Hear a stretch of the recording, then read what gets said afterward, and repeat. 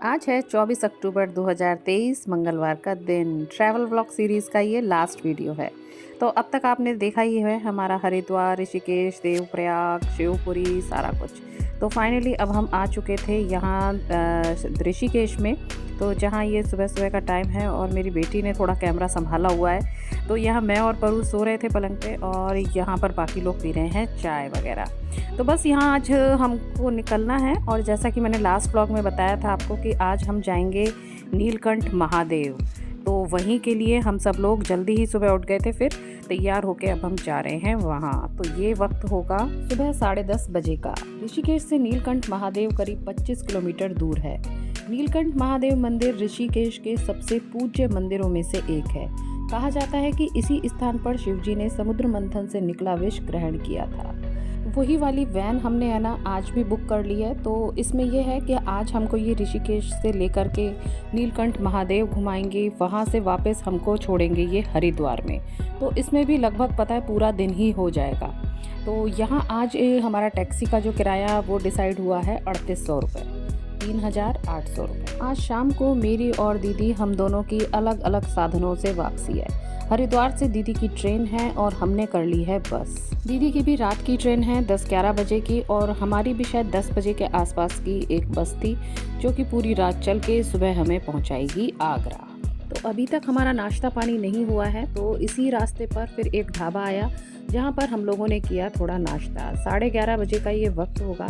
तो हम आ गए हैं राणा जी का ढाबा में। तो यहाँ पर हमने करा भर पेट नाश्ता भी क्या कहेंगे, इसे खाना ही कहेंगे। पराठे थे, पकौड़ी थी, ब्रेड पकौड़ा था, किसी ने मैगी ऑर्डर करी, पूड़ी सब्जी सब कुछ। तो यहाँ से भरपेट खाना खा के फिर हम चल दिए आगे। पौड़ी गढ़वाल जिले के मणिकूट पर्वत पर स्थित मधुमती और पंकजा नदी के संगम पर यह मंदिर स्थित है। इस मंदिर को लेकर जो पौराणिक कथा है वह इस प्रकार है। समुद्र मंथन से निकली चीजें देवताओं और असुरों में बढ़ती गईं, लेकिन तभी हलाहल नाम का विष निकला। इसे ना तो देवता चाहते थे और ना ही असुर। यह विष इतना खतरनाक था कि संपूर्ण सृष्टि का विनाश कर सकता था। इस विष की अग्नि से 10 दिशाएं जलने लगी थी, जिससे संसार में हाहाकार मचने लगा। तभी भगवान शिव ने पूरे ब्रह्मांड को बचाने के लिए विष का पान किया। जब भगवान शिव विष का पान कर रहे थे तब माता पार्वती उनके पीछे ही थी। उन्होंने उनका गला पकड़ लिया, जिससे विष ना तो गले से बाहर निकला और ना ही शरीर के अंदर गया। विष भगवान के गले में ही अटक गया, जिसकी वजह से उनका गला नीला पड़ गया और फिर महादेव नीलकंठ कहलाए।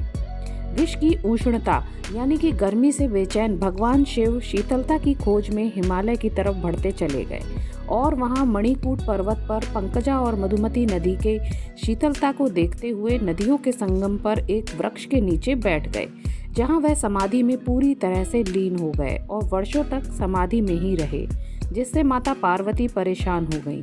वह भी पर्वत पर बैठकर उनका इंतजार करने लगी, लेकिन कई वर्षों बाद भी भगवान शिव समाधि में लीन ही रहे। 60 वर्षों तक समाधि में लीन रहने के बाद देवी देवताओं की प्रार्थना करने के पश्चात भोलेनाथ ने आंख खोली और कैलाश पर्वत पर जाने से पहले इस जगह को नीलकंठ महादेव का नाम दिया। जिस वृक्ष के नीचे भगवान शिव समाधि में लीन थे, आज उस जगह पर एक विशालकाय मंदिर है और हर साल लाखों की संख्या में शिव भक्त इस मंदिर में दर्शन करने के लिए आते हैं।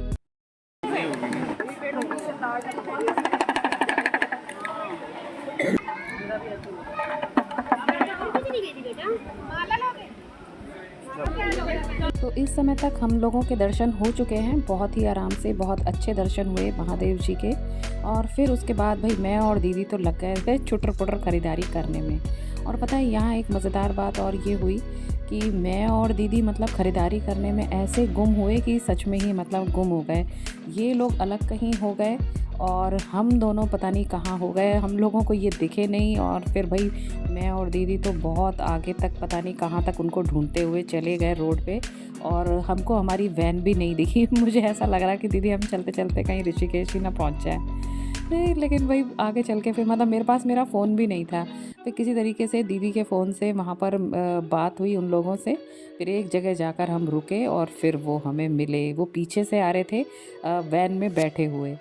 तो ये एक मज़ेदार किस्सा यहाँ पर हुआ। खोने और ढूंढने के चक्कर में करीब आधा पौन घंटा हम लोगों का ऐसे यहाँ वेस्ट हो गया होगा। तो ये वो क्लिप है जो कि कुन्नू के पास मेरा फ़ोन था। ये लोग यहाँ बैठ कर के हमारा इंतज़ार कर रहे थे। देखिए कितना सुंदर यहाँ पर पहाड़ी और वो सब है। यहाँ पर हम लोग नहीं थे, हम लोग इस समय तक खो चुके थे कहीं पे, शायद उस रोड पर हम लोग आगे बढ़ रहे थे।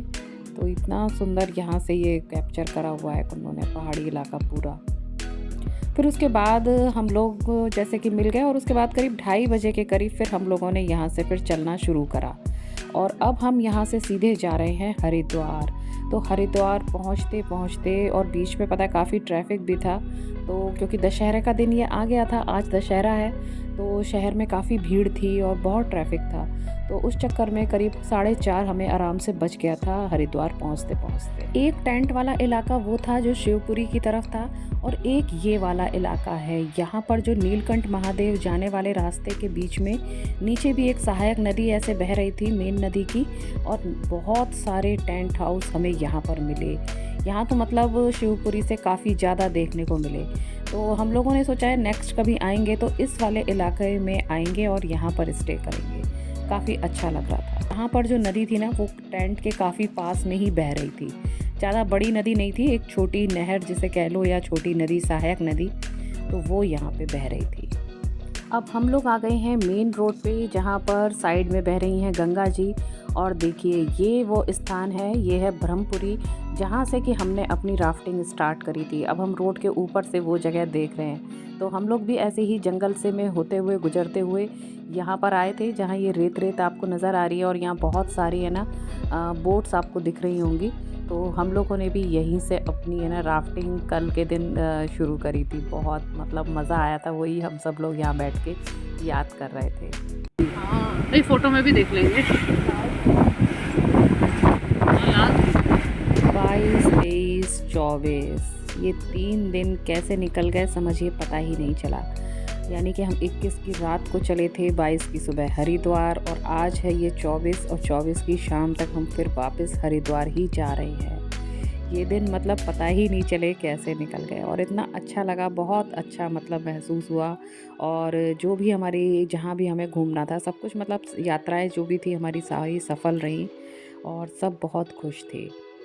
बस अब जाने के लिए वापस अब हम उसी स्थान पर आ गए हैं। और ये देखिए इस स्थान पर रास्ते में इतने अच्छी अच्छी पेंटिंग्स देखने को मिली ना दोनों तरफ, बहुत ही अच्छा लग रहा था।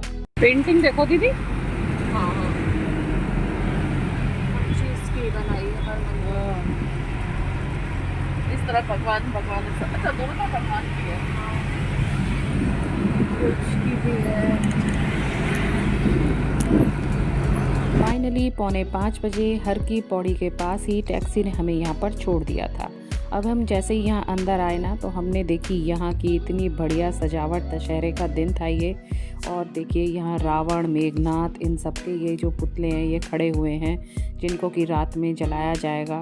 और काफ़ी बड़ा मैदान है यहाँ पर, उसकी ही यहाँ पर हमको तैयारियाँ सब देखने को मिली।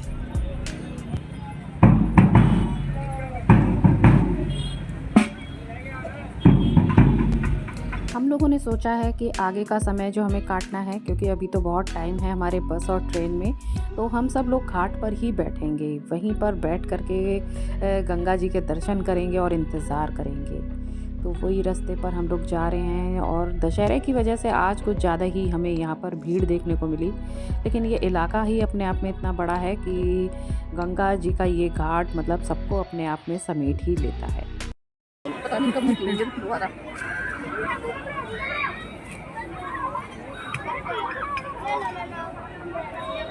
एक सही सी जगह देखकर अपने साजो सामान के साथ हम लोग घाट पर बैठ गए हैं और यहाँ ले रहे हैं हम मज़े थोड़े बहुत खाने पीने के। और फिर हमने देखा कि एक आदमी जो कि पूरी इतनी तेज़ बहती जलधारा में अपने ना करतब सा दिखा रहा था, वो वहाँ पर चेन से लटक गया। वो काफ़ी दूर से चलकर आ रहा था, फिर मैंने तो यहाँ पर जाकर के इसकी वीडियो बनाई। तो देखिए धार की विपरीत दिशा में ये जा रहा था इस तरीके से, और फिर बाद में ये इन जंजीरों में है ना खेलने लगा और फिर निकल गया इससे आगे। खड़ा है, तैर नहीं रहा है दीदी, लगता है यहाँ गहरापन नहीं है। जो भी क्या तो उतना हो, पानी का बहाव तेज है लेकिन जमीन ज़्यादा नीचे नहीं है। जैसा कि मैंने आपको अपनी पहली वीडियो में बताया था, जब हम हरिद्वार पहुँचे थे कि यहाँ पर जो गंगा आरती का समय है वो बिल्कुल निश्चित रहता है, सुबह 6 बजे, शाम को 6 बजे। तो अब समझिए कि वो गंगा आरती का समय होने ही वाला है और हम सब लोग चल दिए हैं वहीं गंगा आरती देखने हर की पौड़ी पे। अपने उस पहले व्लॉग में मैंने आपको सुबह की गंगा आरती दिखाई थी। अब ये लास्ट हमारा जो ट्रैवल व्लॉग है, इसमें मैं आपको शाम की गंगा आरती दिखाऊंगी। भाई कॉपीराइट की वजह से वो गंगा आरती की धुन तो आप नहीं सुन पाएंगे, लेकिन दर्शन जरूर कर पाएंगे।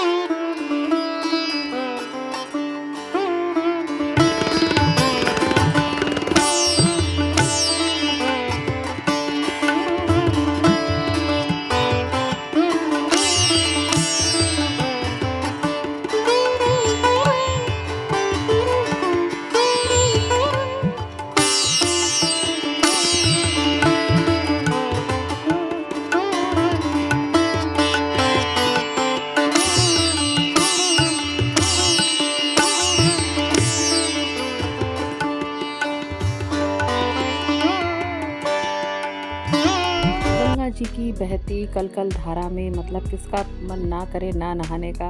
भानु तो थोड़ी देर देखते रहे, फिर उन्होंने डिसाइड कर ही लिया कि भाई नहा ही लेते हैं। ऐसा मौका मतलब बार बार नहीं मिलता है, बड़ी मुश्किल से गंगा जी नहाने का संजोग बनता है। तो हम लोग तो खैर नहीं नहाए, हम लोग तो ऐसे ही वहाँ बैठे रहे घाट पे। लेकिन भानु ने तो फिर से गंगा जी का शाम के समय ये स्नान किया और उसके बाद ये दीपक जलाया।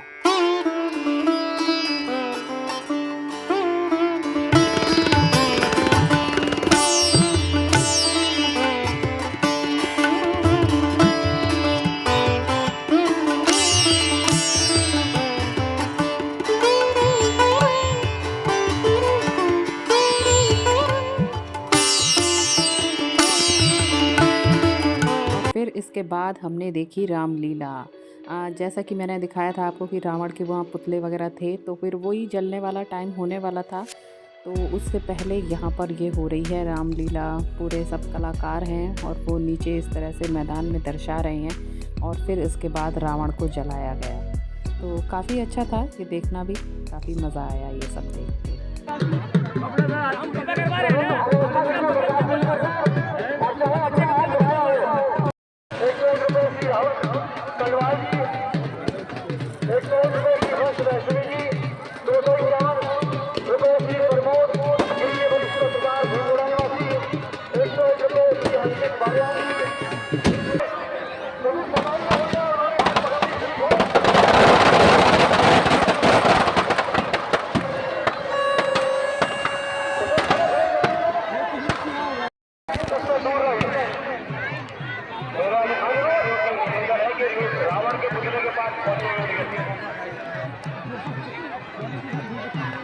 मैं धन्यवाद करना चाहूँगा जिन्होंने एक हफ्ते से लगातार।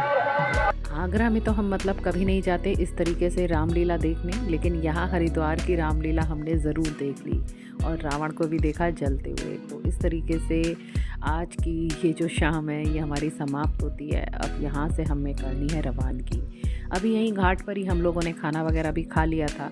बस अब तो हमें अपनी अपनी मतलब गाड़ियाँ पकड़नी है और सोना है।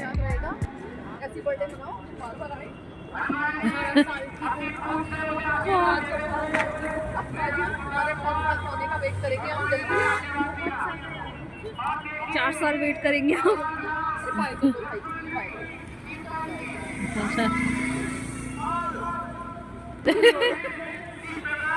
चलो दीदी बाय बाय कर दें, फिर मिलेंगे हम लोग दिवाली पे। बिल्कुल। इसके बाद सबसे पहले मेरी ही बस का नंबर था, तो हम लोग आ गए हैं यहीं पर ही, मतलब घाट के पास में ही, बाहर ही हाईवे से हमारी ये बस है। तो हमको ये बिल्कुल राइट टाइम मिल गई है और हम बैठ गए हैं। कुन्नू और भानु नीचे हैं, पूरी स्लीपर बस ही है ये। तो ऊपर मैं और बाबू हम लोग ऊपर हैं और बस चलती है टाइम से। और दीदी भी स्टेशन पहुंच गई हैं, उनकी ट्रेन है रात को 11 बजे की। तो बस इसी के साथ हमारा ये ब्लॉग भी समाप्त होता है और हमारा ये पूरा ट्रैवल भी। आशा करती हूँ आपको ये मेरे ट्रैवल सीरीज़ की सारी वीडियोस काफ़ी अच्छी लगी होंगी। भाई मेरे को तो बहुत ही मज़ा आया, मेरे को क्या हम सभी को बहुत अच्छा लगा। तो रात 10 बजे के करीब ये हमारी बस चली और सुबह 8 बजे इसने हमें आगरा उतार दिया था। इसी के साथ हमारे ब्लॉग का समापन होता है। आशा करती हूँ आपको ये वीडियो पसंद आया होगा। पसंद आया तो please like, comment and share ज़रूर करिएगा। फिर मिलती हूँ आपसे, तब तक के लिए tata, bye bye and thanks for watching.